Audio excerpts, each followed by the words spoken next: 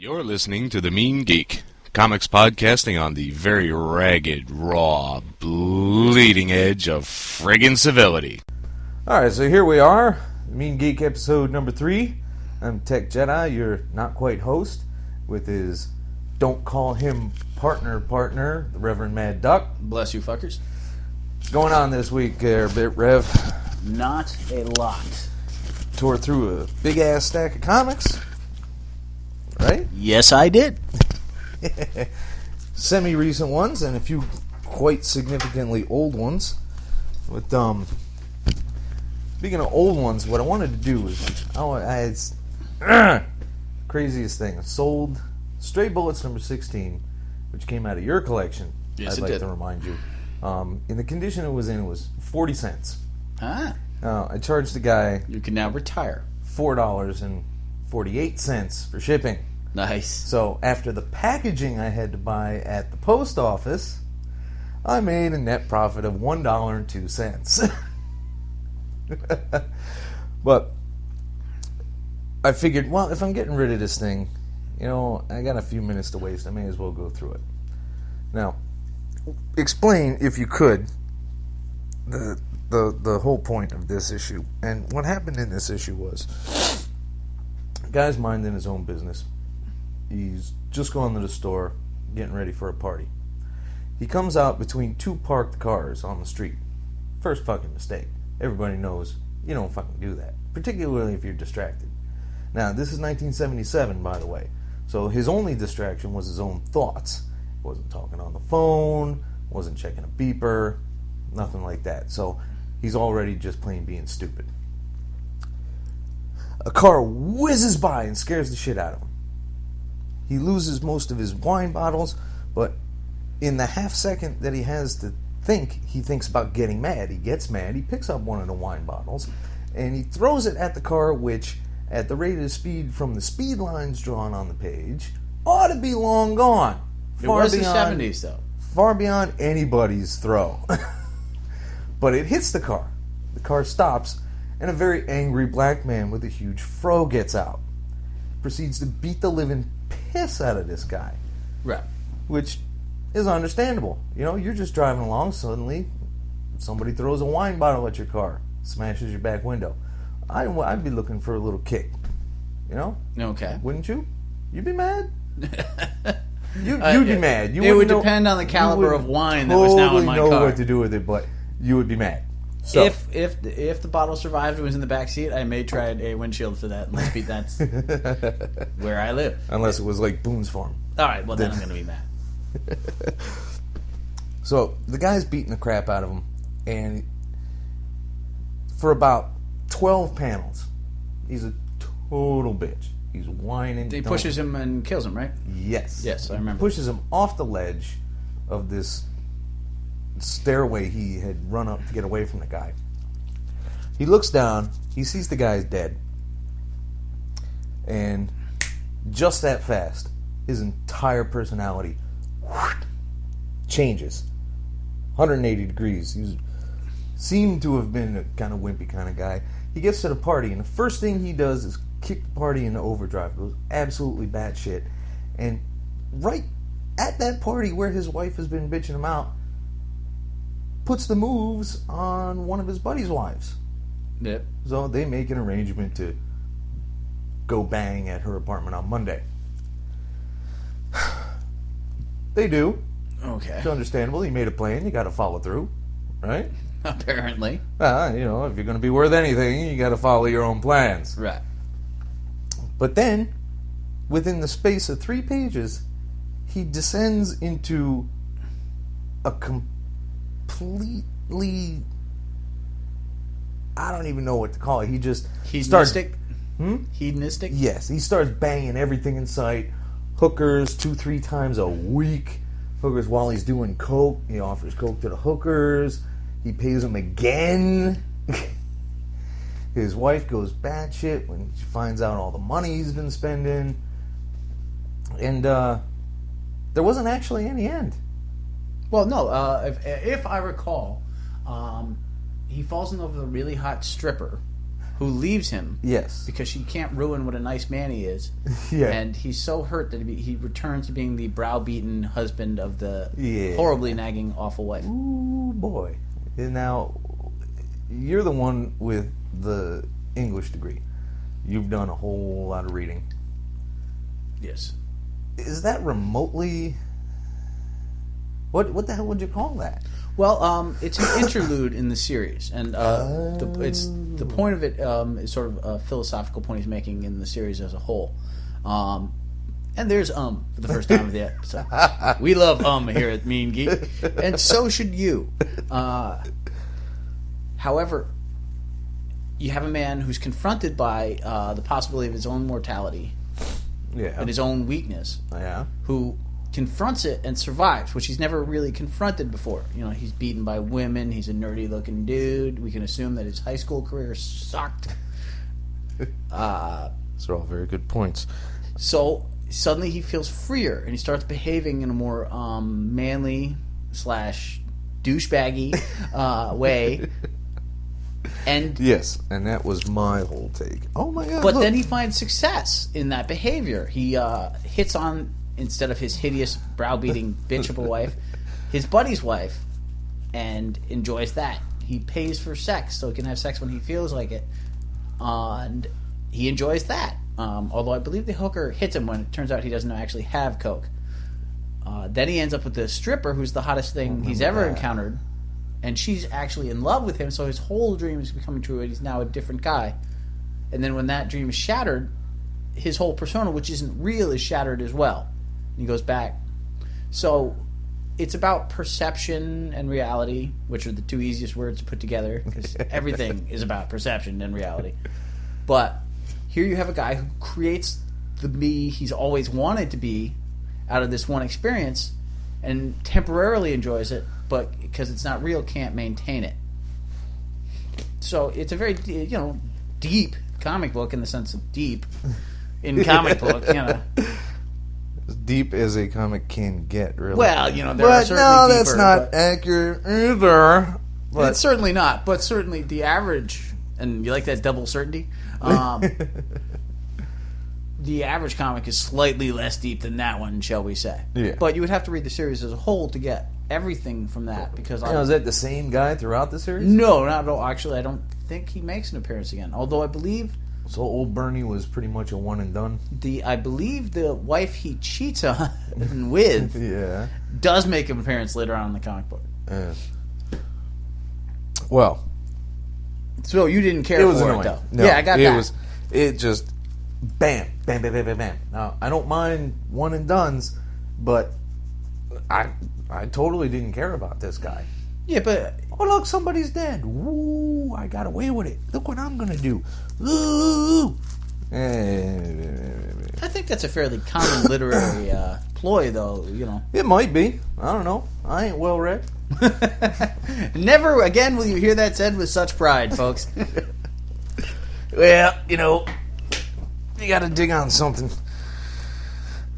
Literature ain't what I'm digging on. Yes. And if it was, we'd be the Dostoevsky podcast. And imagine how fast that would put people to fucking sleep. I remember the first time I discovered Dostoevsky. It was a fall afternoon. The In a leaves. field of gillyflowers. Thank you, Patton Oswalt. Reference number 1. Wearing pantaloons after a bracing shot of absinthe. Physics for poets. And no one knows what the hell we're talking about. Is the crimson eye of Scott Summers like... All right, moving on rapidly. Alright, we'll go to last week's stat. That's right. Here at the Mean Geek, Bill gets homework, people. That's right. It's Catching Up Billy Part 2. All right, what do we have? So, we got Tiny Titans 5 and 8 picked up at New York Comic Con at the DC booth, proudly signed by Balthazar and Franco. Nice guys. What do we think of this low-level, fun, printed on pulpy shit kind of book? Here's my thing with Tiny Titans. It's not a horrible book in that it's kind of cute, but to enjoy it, it requires you to be familiar with Teen Titans. And To a if you degree, are, sure. then you're not young enough to enjoy the humor that is present in Tiny Titans. Well, yes, that's actually a pretty good point. So what you have is a highly referential book for 5-year-olds, which is a horrible plan. You can't market it, you can't sell it. Why are you making it? But did you dig it? Not particularly. I mean, okay. You had to have liked the cover of 8, though. Oh, yeah. the Charlie Brown reference. Yes. I got a rock. And it's Tara got the rock. Well, of course. And And see, therein lies my point.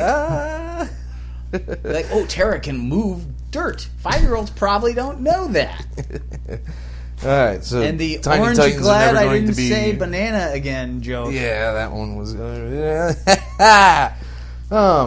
those won't be bought again, but they are nice to have. They were a nice distraction.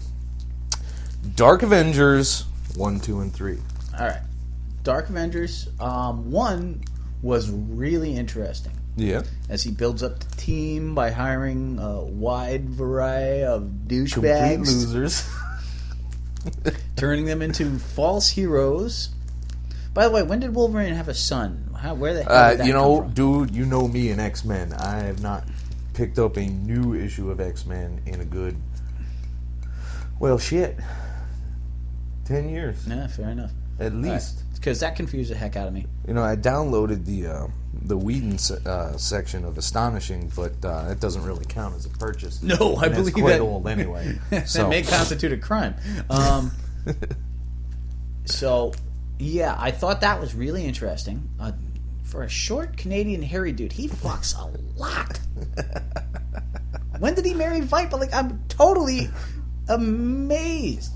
Apparently, that's one of his mutant powers, banging hot women. well, yeah, that could be. I mean, Mariko, whoever, lots of dudes. We don't need a list Somebody here, pick them really. out, man.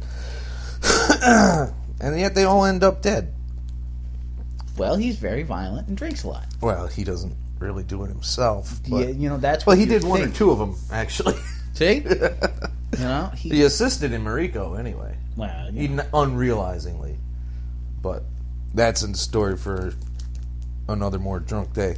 So, yeah, banding them together. I really enjoyed. I thought it was well done. I couldn't wait to see where it went. And then it went to Morgana Le Fay. Yeah. And I didn't want it to go there. And yet it did. And I could not stop it, though I tried. Morgana Le Fay. And there was time travel. Yeah, there's always goddamn time travel. Can't stand time travel. And Doctor Doom. Doctor Doom I like. Doctor Doom is one of my top 5 villains. Yeah, but he got knocked the fuck out in 32 seconds by a green demony thingy, and they got trapped in his own armor.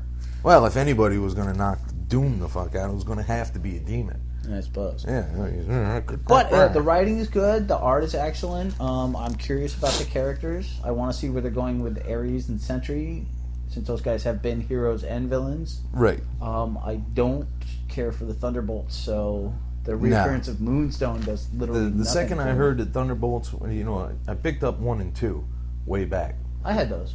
And I read them and I'm like, You may have mine. probably. The villain's changing into, a government team. Oh, look, it's fucking Suicide Squad. Yeah. I miss the Suicide Squad. Well, the Suicide Squad was actually a good book. That was a Thunderbolts I corny wasn't but so hype brilliant on. book. But this conversation with old Bob and Normie, Right. this thing, I was quite impressed by this. Bendis really put it in me with that. The way, you can see that it's Osborn, so it's manipulation. But this is actually a pretty beneficial manipulation right here. Right? What do you think?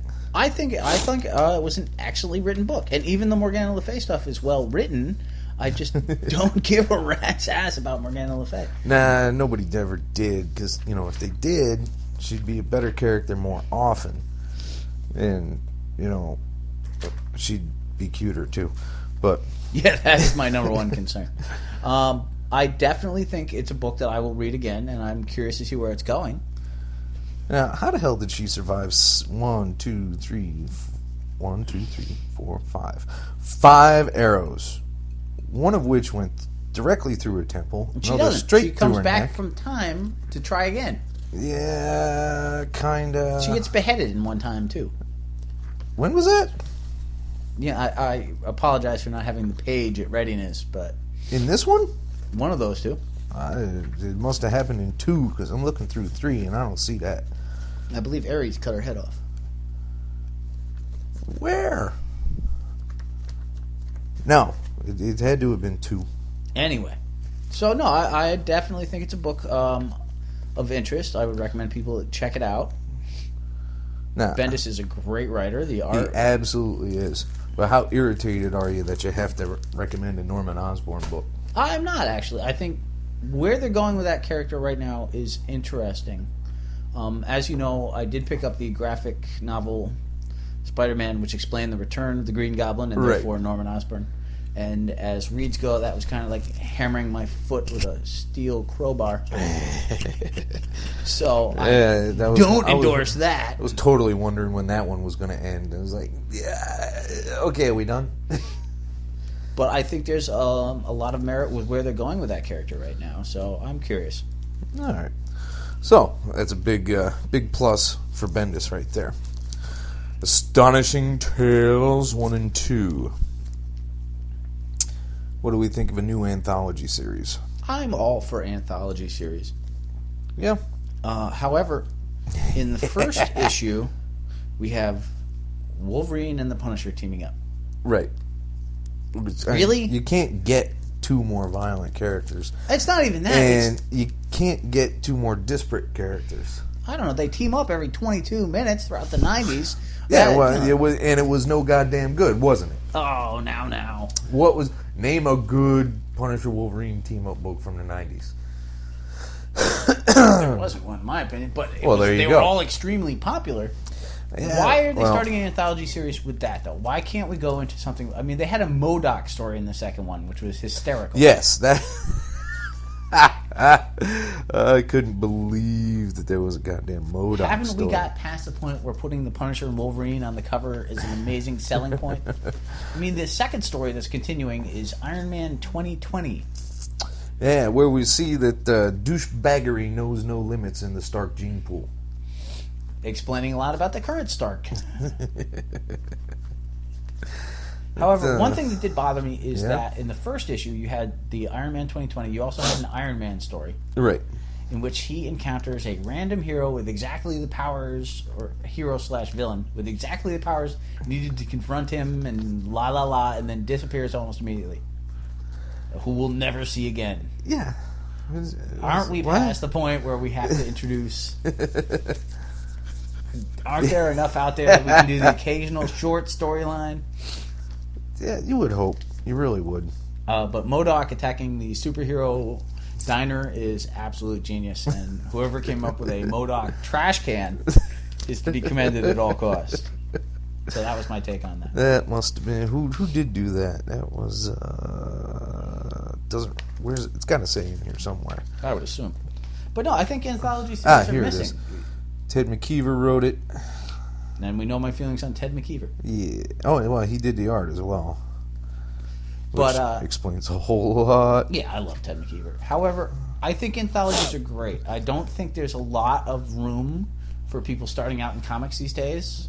And this would be this type of series would be a fabulous place to give them their It go. was in the past. I mean, we Because don't they have had showcase, Yeah. things like that. we don't have Western comics or romance comedy for guys to start off on and learn their trade anymore. So There's no doing way short to cut stories their now, literary teeth there, Yeah, so exactly. to speak. either you're a genius or you're not working. So, Pretty much, yeah. and to be Which fair, not benefits everybody us working to a is degree genius. for a while. But then you get, everything in the universe written by Bendis, and eventually he's going to screw up. Everybody does. All right, now this one I did not follow the Ultimates terribly closely. Didn't really understand a lot of the changes they made, even though it was supposed to be, well, it's slightly more real, or rather, if we weren't tied down by continuity, this is what we'd love to do with the characters, which I can see to a degree. But I don't see Steve Rogers speaking like this. Yes, most of that the was time. my major problem with it, is that it's not the Captain America that I want or like. Yeah. And that just leaves me cold on it. Damn that So, and I have a Captain America model that I enjoy. Yes. This differs from that model. Knock it off. you can see, the basic roots of what the guy is, and I appreciate that. But he shouldn't be banging the Wasp. She's hot. I guess he should. Well, from yeah, his but perspective. at this point in this book, she's still married to Pym.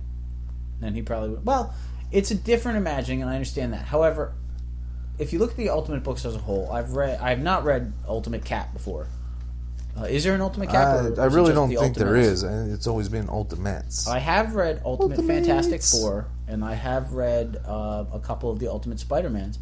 And the one thing that those are is they're very true to the same character, whereas the Ultimates is changing them to a much greater degree. In the Ultimate Spider-Man, yes, he's much younger and he's not married and he's, slightly cooler as a dork than he was in 1963. Right. But he's still an uncool dork with glasses who gets bit by a spider. Correct. The Ultimates, however, you've got Iron Man who builds armor because he's got a tumor in his brain, and Well, you can see that modification because the original chest plate was built to save his Right. life. So why wouldn't he build a helmet to save his life or whatever? Thor. Thor. Yeah, see, Thor is where your analogy draws colors because I am either the mighty god of thunder, or I have Or an a incredibly complete technical fucking hammer. schizo. Exactly. Which And kind then, of of irritating. course- Confused the hell out of me when I was reading that because I was like, wait a minute. What? Huh? Because Yeah. the only... I saw Ultimate Avengers 1 and 2, but they confused the hell out of me because all this stuff happened in my dry period. I will say, however, that I really enjoy their Hawkeye in Ultimates because here's a guy with a bow and arrow who can't do shit at all Yeah. and stands there and points that out, which is how I always felt Hawkeye should be portrayed more often. Like, really, we're fighting the Hulk. I have an arrow. What would you like me to do? You want to see him naked? I can try and hit the drawstring that he's wearing his pants with. Will that help you in any way? I'm going home and call my mother. Well, that might, embarrass the Hulk. It might embarrass Banner's side enough to... No, it would never do a damn thing. Yeah. As I recall, actually, Peter David very kindly shared with us the reaction of the leader when the Hulk was pantsless. And I believe envy was the word. That's right. Yes, thanks for that. La la la. Call him Thermos. Yeah, so there we are.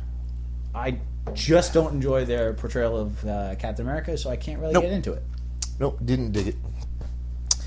War of Kings. Now, Comic Geek Speak, I was just listening to their little thing about War of Kings. When the hell did a third Summers Brothers pop up? You're asking me? Yeah. As far as the X-Men go, when did Havoc lead the Star Jammer? And why haven't we changed the name from Star Jammers? Really? That's an incredibly bad name. I mean... Because Starfuckers is appropriate in this day and age? Well, Starfuckers is copyrighted by, Privat Inc., a European porn company. Please be kidding. No, I'm serious. Please be kidding. Well, you remember when I worked in the video store? I hate you so very much. What? You know this. This is actual fact. You worked in a video store too. I I know that you checked out. Well, not for you, but I know old people or couples have come up and they've handed you Starfuckers number I've pie. never seen Starfuckers, thank you, Jesus. I've Yeah, never seen I the title I Starfuckers. swear you know you did. I 'cause that was blushed a the huge- entire... People used to actually... Small aside, folks, from the non-comic listening. I would blush like a jackass every time I had to return things to the porn room, particularly if someone was in there. So therefore, I had to do it all the time. I got used to it pretty quickly. Shocking. No, War of the Kings is a giant grouping of things that I don't like. We've got the Inhumans. Which are painful to read. We've got Lilandra. Who is just god-awfully irritating most of the time. We have Havoc, Polaris, and the Star Jammers. who, if they were worthwhile, would be on friggin' Earth. And we have the Kree. Yeah. The Kree. Mm-hmm. The Kree. The name just irritates me. The Kree. I mean, even Skrulls are better than that. They are. I mean, that's mildly intimidating because it kind of rhymes with skulls, so you think death. Well, but Kree is just like, what's that bird doing in here? What? Thanks to the ever popular Fantastic Four issue where Skrulls were trapped as cows and the phrase "Skrull milk" was created, I will always have a fond point for Skrulls. But no, really, why? And then I literally have to see Ronan the accused, untamed, interminable. What? Looks sad when he hears that he's marrying only for tradition and not for love. He still gets to bang the incredibly hot Crystal. Again, your obsession with hot comic book characters makes me a tad uncomfortable. You know, they keep drawing them that way. You know, if they drew them all ugly, there would be nothing to compare them to. Then you wouldn't read them. No, of course I'd read them. Wouldn't collect them. So, and really, Gladiator, lose the mohawk. Yeah, that thing is getting kind of ancient, man. Although the way he's standing toward the end and just he's just blasting an I-beam through some Kree warrior there. He's just standing all imperious, holding his cape like, ha ha. If this was DC, you'd be OMAC. And you'd still suck.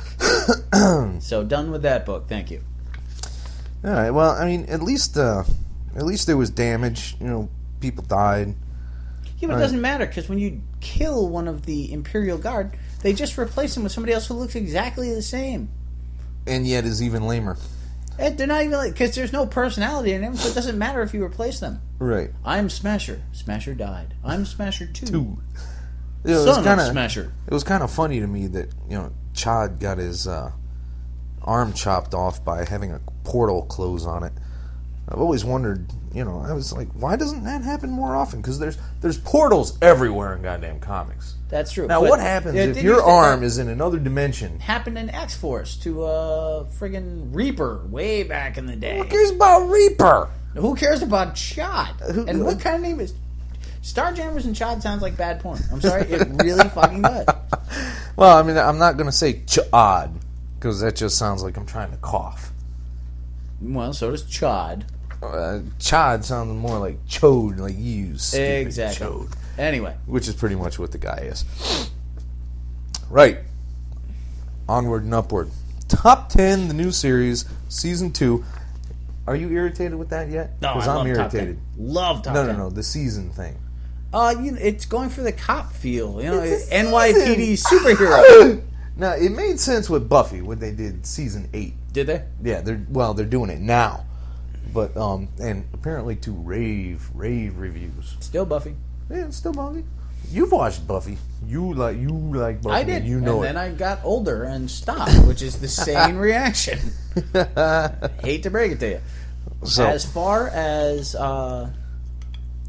top 10 goes, love it. I love the character build. I love the art. Indulging yet more alcohol. I miss Alan Moore, but I like Xander Cannon. I thought his first series about gods was awesome. Which one was that? If I could remember the title, I wouldn't be going about gods. But great book. It lasted about 8-9 issues, I think. Gene Ha is an amazing artist. It's incredibly funny to me that these guys are so involved in their costuming lives that just goofing off wearing another costume is enough to get you sent away. Well, that's the cool thing about the book is that it's so reimagining a world. A lot of times when you reimagine something, you get Shite. Captain USA instead of Captain America, who's wearing black instead of red, white, and blue, and who says damn occasionally. The changes aren't major. This is such a different superhero book in that everyone has powers, so there's a level playing field. So cops, while they have powers, are no different from cops in a totally non-comic book sense. Right. And it's great. I can see that.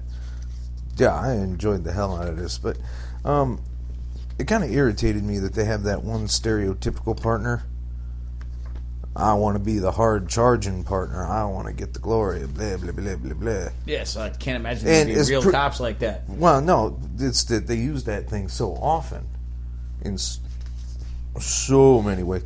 But he looks like a total chode. Which character are you referring to here? This is the redhead guy with the buzz cut and the things on his ear, the little antennas on his ears. I think you should go back and reread Always the original bitching. top 10 because he's a doofus and was a doofus in the first series. Well, I wouldn't mind a doofus, but he's just this guy just wants to go in guns blazing, and everyone else is like, "Look, man, just pay attention, hang tight, let's see what's going on." He's like, "No, fucking blow him away, burst in, beat the kid up till he talks." Oh, look, the kid turned into a monstrous fucking character and flew away when we could have got an answer out of him. No, I think you're overreading those because it is only 3. And if you read the first series, you find that character is overzealous and relatively dumb, but not overly violent. He sure wanted to be. He was threatening the kid. Who threatens a 12-year-old? Well, when the 12-year-old can eat your brain from space, I suppose a different change is. Yeah, but I dug it. I'm just saying that one character irritated me. Shock-headed Peter is his name. Shock-headed Peter. So not going into where that could go. Yeah, well, you can find filth in anything. But wholeheartedly recommend that book. And definitely read looking forward to the rest of them. Well, I got to go get them. I may have a graphic somewhere I'll have to dig up for you. All right. Oh, you know what? That'll be one of the ones we get with our master plan. So 1, 2, and 3, excellent stuff. Aside from, well, I mean, we got this shtick, so I have to be irritated by something with every single book. Good point. So, yeah. And the grumpy bastard has made his point. There we go. All right, back to your man crush, Mr. Ennis. Garth Ennis, I do enjoy. Not gonna lie. Dear Billy, Part 1. You dig it? It was interesting. He's doing a lot of World War II stuff now. He's doing a whole lot of World War II stuff. Well, that's what he grew up on. If you read some of his interviews, does he's it well, too. Obsessed with the old British comics like Commando and whatnot. Mm-hmm. Battler Britain, which you bought me at the New York Comic Con and was an interesting read. I think he's... Again, I'd like to see him stretch out more. Ennis, as you know, I just bought Welcome Back, Frank, which is his first Punisher run, 1 through 12. Uh-huh. And reading that versus what he's doing now, he has tamed down some of the ridiculous humor and over-the-top aspects. Yeah, wait till you get to back to Brooklyn. Well, that one's not terribly funny, but it is brutal as all shit. Oh my goodness. Anyway, good morning. So, dear Billy, I like his World War II stuff. I think that this is an interesting one issue. I'd have to read the rest before I have an idea where it's going. I have a theory, but I'm not going to hold off on that until I've actually read the rest of it. Now, you like the idea that he's actually doing things for other publishers entirely? I think it's a good thing to venture out and free yourself from certain convictions. When Image broke off, it was a really creative idea to be, working on things that you owned. But then it didn't evolve the way you want it to. You have to have options. You're not starting new series of limited guys in Marvel and DC all the time. So The Boys, which is a great book, he's doing for Dynamite. Mm-hmm. Dynamite's doing the Lone Ranger. There are other stories out there to be told other than the same base characters, and it's nice to be able to work on something you know that you own. Right. Having said that, in the box my new homework assignment has Chuck Nixon's take on World War II. So it'd be interesting to see, if we're seeing a World War II resurgence. Well, I mean, why not? Every other video game on the planet is World War II. It's going to bleed over into comics eventually. Well, shooting Nazis is good, all-American fun. Yeah, it sure is. There's absolutely nothing wrong with that. What do we got next? All right. One of your all-time favorites, Supergirl. Who is Superwoman, Part 3? Yay. Yeah. This is absolutely crazy. So she's got a suit, apparently. The suit I couldn't help critiquing the last time. I do recall that. Ate an enormous amount of shit for. I recall that, too. It makes her appear not Kryptonian. Or is she not Kryptonian? Or is she She Kryptonian? is, according to what I took away from it, she is not Kryptonian. But we've got the serial killer dude that she captures. It's a very confusing book. My major issue with Supergirl is that when people are writing teenagers in comics, particularly women, they cry an awful lot. Yes. Yeah, they cry quite a bit. As an older gentleman, I'm not really feeling the need to read about Supergirl's problems with her demanding mother. It's a very good point. So, while I'm kind of curious, this book did pique my interest more than the last one, with Lois Lane's sister, the Colonel, stealing the body. When did she join the army? Well, their father was an army man from way back. I don't think they ever... Right, but I don't remember ever reading a Lucy Lane story that said anything about her being... I really don't remember reading a whole lot of Lucy Lane stories. I mean, I saw a couple of cameos with her, but I mean... Perhaps she was on leave those times. It could You be. know, Lucy Lane Presents has never been a particularly popular DC book, although it ran for 12 years. Although the Superman family had a couple of cameos of her. I'm sure. They totally didn't. Yeah, well, Superman family also had Jimmy Olsen, Turtle Boy. So, Yeah, but you know, that is just comedy gold begging to be mined. Jimmy Olsen, in and of himself, is comedy gold, begging to be mine. So, Supergirl is building into stories that are not badly done. I'm just not enough into the overall Superman mythos to get into them.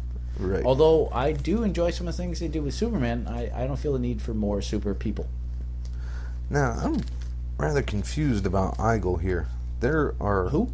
Jamal Eigel, the artist. That, I got a couple of signatures at New York. Oh yeah, you got his? Yep. There are points when I look at a panel of his and I'm like, he's brilliant. And then there's a face that makes me say, why did you do that? What? Huh? I think he's a strong artist. I do think that, the burden of making a monthly book is going to have the occasional rush job, if you will, or perhaps he's going for an emotion that I'm not reading from it. Right. Now, here's my irritation with this book, aside from the slight inconsistencies. What the hell is that crystal hologram projector made out of that Supergirl her can hand is smash bleeding. it? And Well, it's she can from be bleeding? Krypton. Well, yeah, but she smashed it all to hell, so you figure her hand is tougher than you would hope. Well, not if it's from Krypton. If Kryptonite is her different planetary. Like, if you were to smash a hologram projector, well, you wouldn't. You would hit it and it would go right through your friggin' pudgy Mountain Dew-filled hand. Mountain Dew? I don't drink Mountain Dew. What are you talking about? Regardless, yeah, your geek credibility of hitting a crystal and smashing it is minimal at best. But she did it on the bed. And what should have happened if she was hitting it hard enough to smash this Kryptonian technology? She should have put her hand right through the whole bed. That I'll give you, but if you're looking for consistent smashing reality in Superman comic books of all things, I think you've reached a point where you can no longer be saved. Moving on. Yeah, that could be as well. Not just yet. No, yeah, There's more? a huge ad for Flash Rebirth, Jeff Johns. Oh, yeah, saw that. You looking forward to that? You thinking you want to get some of that Barry loving back? Nothing stays dead, sir. Jeff Johns is a good writer, so I'm curious about it. But I've enjoyed Wally West's Flash. For 20 some odd years. It would be nice for something to stay dead, particularly now that Bucky of all goddamn things is back. They broke the only real rule, man. Well, because it was never a rule. It was just accepted as a rule because no one really wanted Bucky back. stays dead. I mean, The only reason Bucky stayed dead is because you can't sell a Bucky book. That's probably a pretty good point right there. Right, so having established that, And that has been established. onward and downward. What do we got? More Knights of the Old Republic. Lord. Boy, gladiatorial games, huh? The comic world never gets tired of those. The whole thing felt like Lobo. That's a rather good point. bikes and really powerful space dude. I had no interest in it whatsoever. I can't sell those Lobos to save my ass. Well, the only thing people are remotely interested Nobody in wants are those. maybe the Bisley issues, and I don't think you have those. No, I don't have many of them. So, yeah, you want to call it even on Knights of the Old Republic? I will happily not read that again. If you'd like to continue, feel free. If you include it in my homework, I will read it as part of the punishment that God has given me for being your friend. But if you would like to stop picking it up, I'm okay. You know what? Pretty soon, unless things get a whole lot more interesting, because an ex-Jedi running around with a con man is not my vision of Star Wars. No, You know what I'm saying? Does nothing for me. Nah, it's... there's a decent amount of lightsaber play, and it's interesting to see a Mandalorian in action, but aside from that, I think I got caught up in how much I love the game Knights of the Old Republic. Having never played that, I'm an entirely different level. That was a phenomenal game, but So you've mentioned. knowing you, however, and don't take this too uncivilly, but that game is way too goddamn complex for you. Yeah, I'll give you that. You got no time for the kind of gameplay that thing has. If you can't run into a room, shoot everything, and go on to the next room, I'm probably not playing it. No, you can't do that. There you go. All right, so another space opera that you can't stand. And, there's only one more left, and you're going to get it. Star Trek Countdown. I hate that book so very, very much. Who'd they bring back? Worf showed up this time? Yeah, Worf showed up. How is this a countdown to a movie that happens before all of this, by the way? Time travel. Monkey butt. Yeah. You can't have Star Trek without time travel. Well, I can't have Star Trek, so I'm But okay. yeah, that's another thing. So, drilling into stars. Good to see you haven't gotten over that. The writing, the art, the horrible, pointless cameos, the complete and utter suctitude of everyone involved. That doesn't bother you, but I drill into a star. No, plenty of this bothers me. But, I got 1 and 2 at the same time, and 3 came out like a week later, so there was no point in not getting it. But I don't like it, but I'm going to continue to buy it to complete the what set. drives me up the wall is one lone Romulan warship goes up against, and I counted them on the splash right there. You see them right there. 17 birds of prey couldn't take out this one ship. Fuck you. Hey, to be fair, they had the power of wrath behind them. No, screw that. The power of wrath does not get through The shields. power on of its own. wrath compels you. It's No, too horrible. much. 17? No. You're not getting away from 17 damn ships. It's not happening. I don't care if you're cloaked. No. They're not getting out of this one. It is not a good book. It is not a well done book. It is not an interesting book. It just totally does not bode well for, the new movie coming out. I mean, I'm if this is fairly what they're certain that tying the it in people with. involved in the movie had little to nothing to do. Yeah, I don't see a credit on here for, J.J. Abrams. But, Somebody has a license. Somebody's going to do something with it. but, on the plus side, there's a hot Romulan in it. Don't What stare you're at me. hearing now, folks, is me not speaking. Why I'm not speaking is based entirely on the previously made comment. But, Commander Despal here, which is just a crap name even for I think it Star would be Trek. Darth Despal. Let's just bring them both together and really fucking piss me off for the day. I don't think a Romulan commander would stand with hands on her hips so sexily. I mean, she... Oh, dear God. Close the book now. And the way she's standing, her, never mind. Space jugs. Yes. They're all out of proportion. I mean, but no, this is absolute dookie. This I'm so awfully glad that this did not come on the disc of 40 years worth of Star Trek comics, which I'm tearing through by the way. Which most of which is horrible too. I'm up to but they're quick reads. I love how they say things like the the fucking writers clearly have never actually watched or read a Star Trek script. Now, to be fair, you go back to the original series and the Whitmans that followed, there was no logic to most of the original series, so most of the Whitmans... No, but there was internal consistency. A phaser was always a phaser. All right, I'll give you that. A phaser was not occasionally a space blaster. A phaser was not always a ray. I swear to God, they actually used the phrase death ray in one of the Whitmans.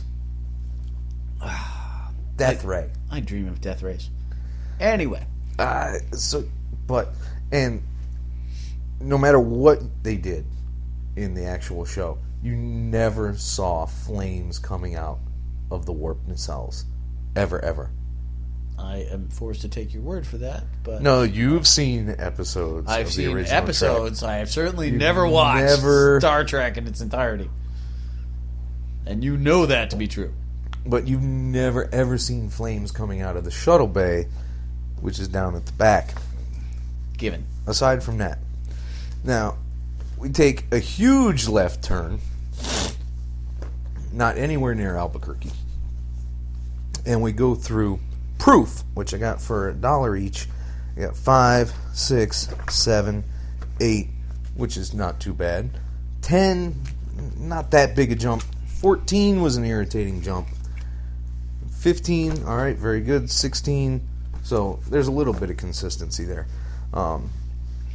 So we got internal strife. We got people wanting to eat the cryptids. We got a little demon guy who predicts the future. We got Thunderbirds. We got golems.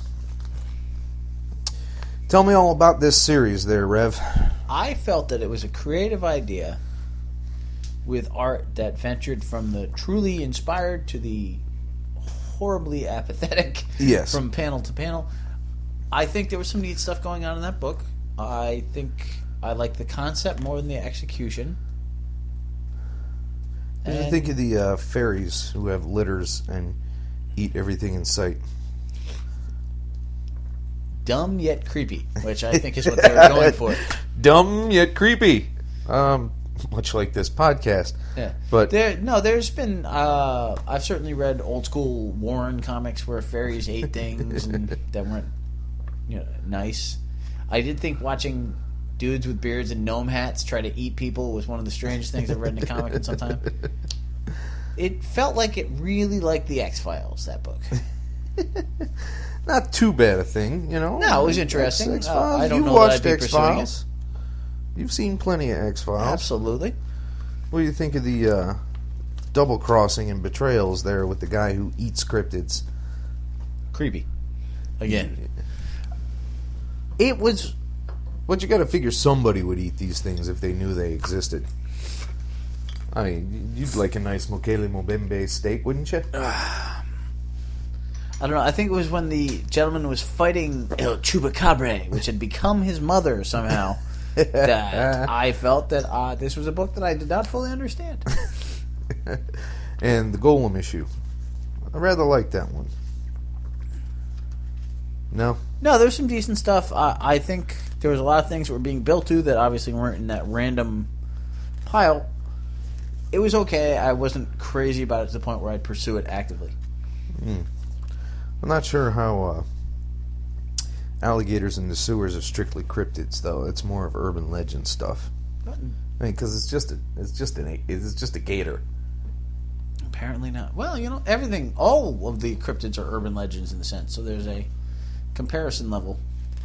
Now, we missed the issue where Savage Dragon literally gets ripped in half, which I was kind of happy with, actually. What? Because, Savage Dragon getting ripped in half. All right, I'll give you that. Because, I read a lot of Savage Dragon in the beginning, and, I have not. Frankly, it wore off really quickly. That can happen. Larson was great on Spider-Man. I liked him a whole lot. I like Bagley better, but what can you do? Nothing beats JR though. No, absolutely nobody does. Ugh. His Spider-Man stuff is the bomb diggity. All right. Now, that was a left turn, but now we're cranking up the Wayback Machine. Back to Binky. Where's Binky? Where is he? Well, since Binky was my unfortunate gift, I filed it. We're not going as fire. far as Binky. What are we going to? We're going to the Nom. I am not going to the Nom. No, I'm not going either, but we're reading the Nom. All right, and the Nom was a good read. Particularly the first 13 Mike Golden issues. Yes, absolutely right. Then 14, things took a turn. I remember the whole point of this was the cast would always change to mirror the fact that somebody was always coming or going and Dying or getting shipped out. well, yeah, yep, absolutely right. No, it was the Nom was an interesting read. I actually loved the Golden issues back in the day and still enjoy them. Oh yeah, I also found that I enjoyed the later ones that you brought me to a decent level, more than I thought I would, although I did miss the original cast. now this is so. After looking at all these dozens and dozens and dozens of modern books, actually flipping through newsprint is wow. It's a strange change. Yeah, it is. But you know, the art's every last bit as awesome. Oh, great as artist. anything put out today. And a great story. Who that was Hama? Yeah, can you believe it? Larry fucking no, Doug Murray. Doug, I don't know. Larry Doug Hama Murray, did do a bunch of stuff. But He later did on it in the much later. Huh. Yeah, because all the way up to 17, it was still Murray. So we got a little run here. It's not a huge run, you know. I'm really happy with the condition of these. I mean, these things are 22 years old. This issue 5 is marked April 87. Absolutely. There are people that may one day actually listen to this thing, if anybody ever does. That won't be as old as this book. But this book left a frig of an impression on me. I remember entire panels. When I got these last week, I started reading them and like, I know that panel. I remember that panel right there. I remember him pulling on his jungle boots and them falling apart because they're rotting away because he didn't take care of them. I never read that. That's one I did not have in my set. As you know, when I sold you my collection, there were several Noms in there. Right. And that filled one of the holes that I was missing. And the Nom was one of the things that I debated a long time about holding on to, or and the fact that I get to hang out with you on a regular basis allowed me to go, I can just borrow the motherfucker, sell them to him. So, yeah, every one of these, 5 all the way up to 14. I remember individual panels over 22 years. The other 2 that you gave me and 14 were in the stuff that I gave you.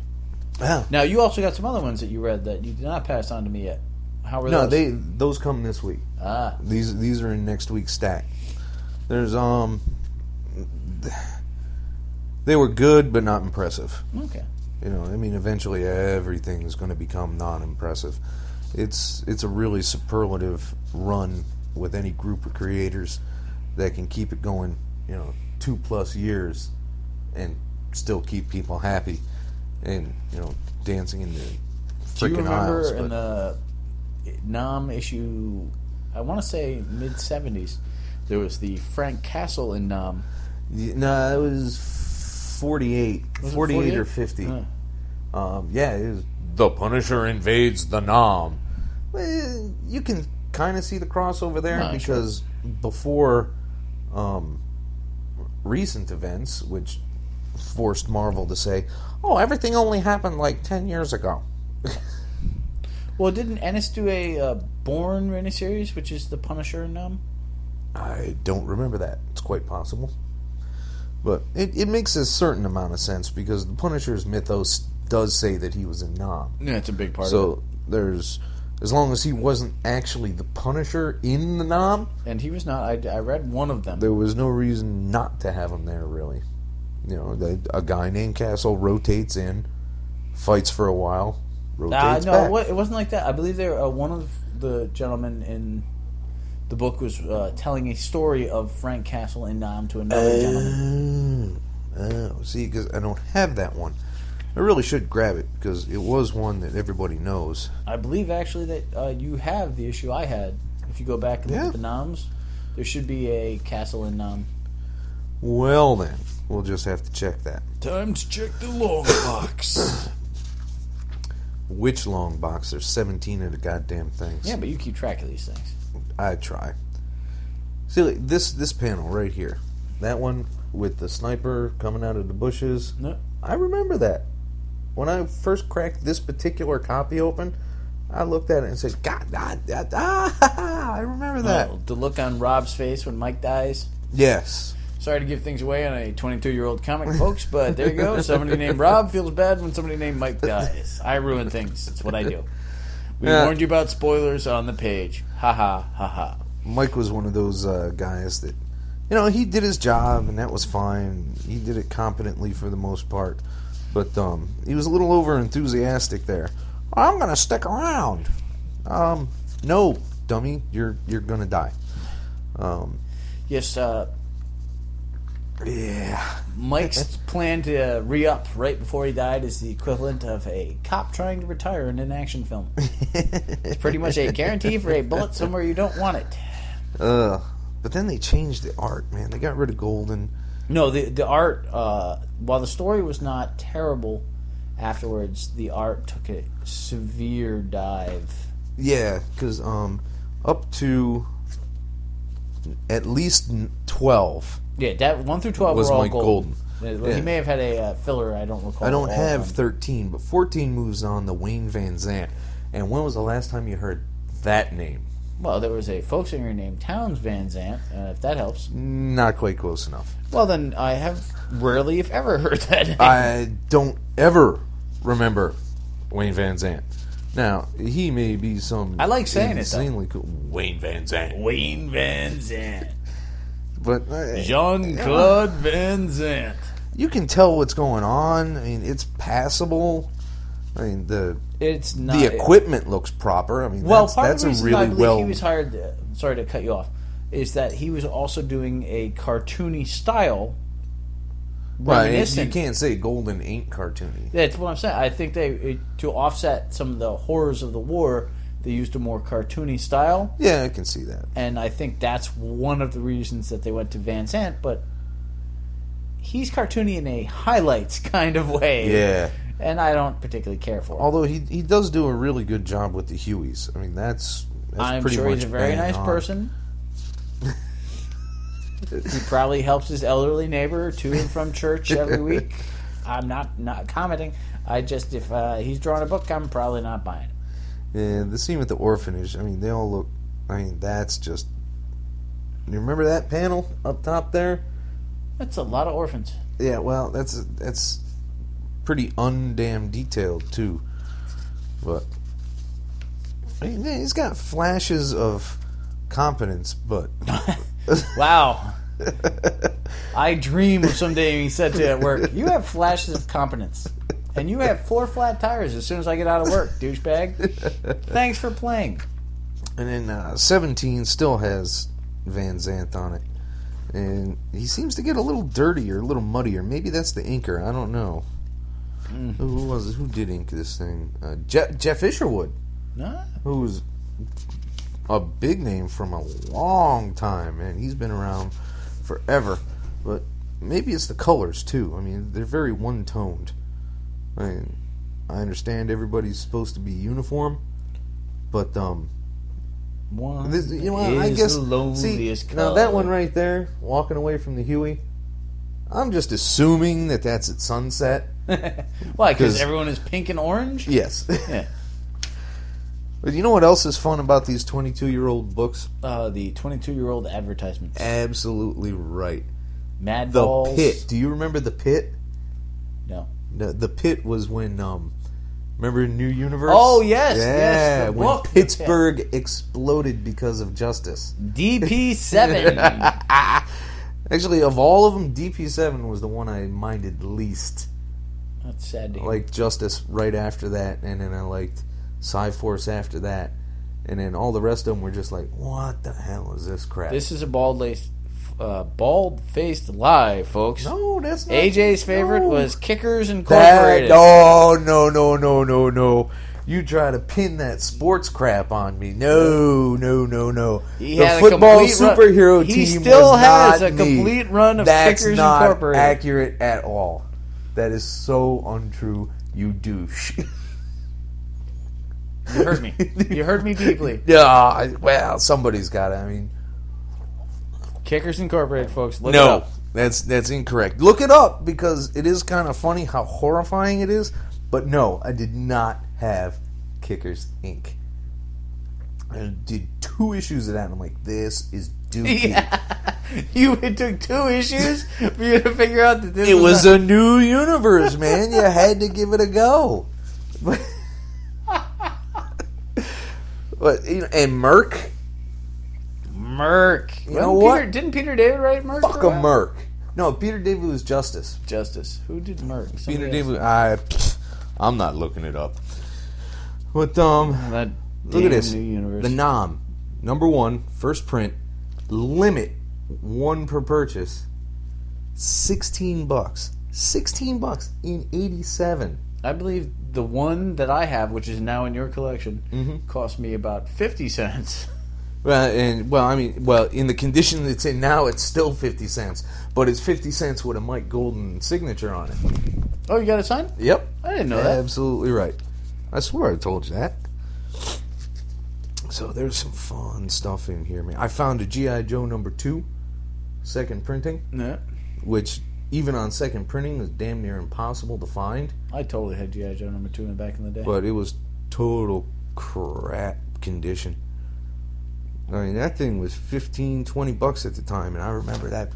My God, I could get $25 for $20 because they were 75 cents. Come on, Oh, Lord have mercy. these things are great, man. 4th printing of Teenage Mutant Ninja Turtles number 1, $3. Are X-Men. you really reading off? I am. You are a sad. This is an human being. ad from American Comics. Well, Vietnamese comics never sold as well in the U.S.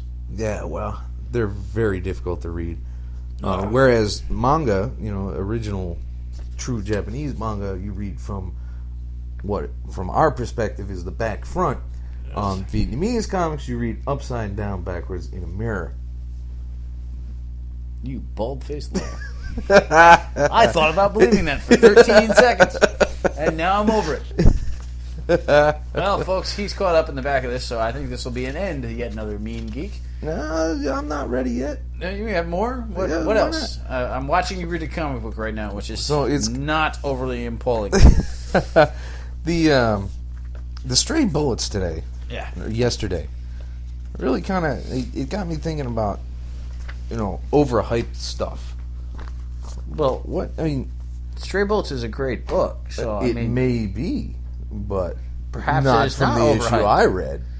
yes, but you're taking one tiny chunk out of the whole. If you saw 15 minutes of The Matrix and I got to pick them, instead of being one of your all-time favorite films, you'd be like, "What the fuck are Keanu Reeves?" But I've made no effort to hide the fact that it was this one issue that I've read, and it's this one issue I'm irritated Right. by. So, it's not really sending. It didn't really send me into the streets, despite the semi-deepness of the literary aspect of Right. it. But what it did was it triggered me thinking about, what books out there truly don't deserve the accolades they've been getting. Well, I know that you hate Strangers in Paradise. I cannot stand that goddamn book. I have done everything I could to get it out of my house, short of burning it in the fireplace. Which I don't understand why you haven't yet. Well, because they're comic books, and Your love for comic books pervades all. I don't know about pervades. I like the word pervades. Well, It if doesn't I get could- used enough. I've been trying to get rid of them. A couple of people said they wanted them, but they never came through with where I should send them. People are bold-faced liars, sir. Yeah, well, I also don't want to. I mean, I could get rid of them rather easily if I called up one particular person and arrange to meet and drop them off. But, Well, I think you're crazy. Yeah, you know what, folks? He's right. We're going to abort this little overhyped thing. We're going to save it for another show. Because Lord knows eventually we're going to run out of material that might matter in any fashion. So, having established our stacks In the sense for the that week, anything we say actually matters in no sense whatsoever. well, yes. So, sign off, Bubba. In the immortal words of Socrates, fuck you all. Good night. Bye, Mom.